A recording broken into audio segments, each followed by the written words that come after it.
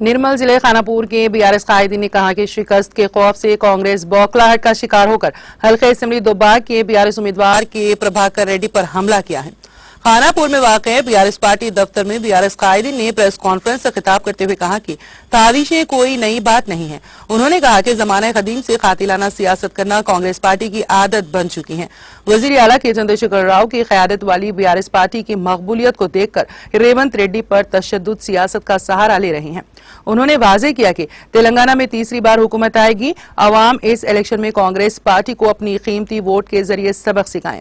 इस मौके पर municipal chairman A Rajendra, municipal vice chairman Abdul Khalil, BRS mandal के सदर राजा गंगना के अलावा दीगर बीआरएस कायदीन मौजूद थे।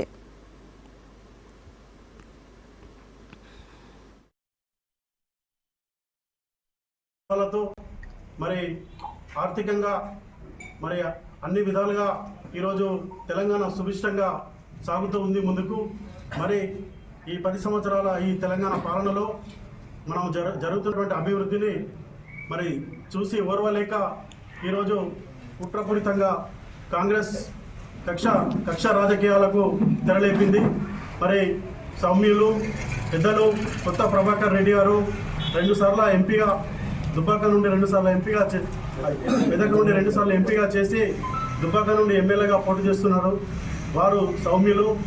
వారిపైన కత్తితో కాంగ్రెస్ నాయకులు దాడి చేయడం ఏమైనటువంటి చర్య ఇది।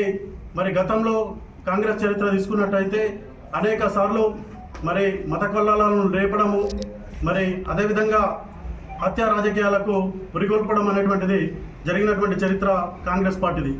ఈరోజు తెలంగాణలో కేసీఆర్ గారు వచ్చిన తర్వాత తెలంగాణలో ఉన్నటువంటి 10 జిల్లాలు హైదరాబాదు అంతా కూడా ప్రశాంతంగా సాగుతున్నటువంటి ఈ సమయంలో కొత్తగా కాంగ్రెస్ రేవంత్ రెడ్డి వాళ్ళ యొక్క టీము ఏదైతే వారు ఇచ్చేటువంటి ఉపన్యాసాలు రెచ్చగొట్టే విధంగా ఉపన్యాసాలు చేసి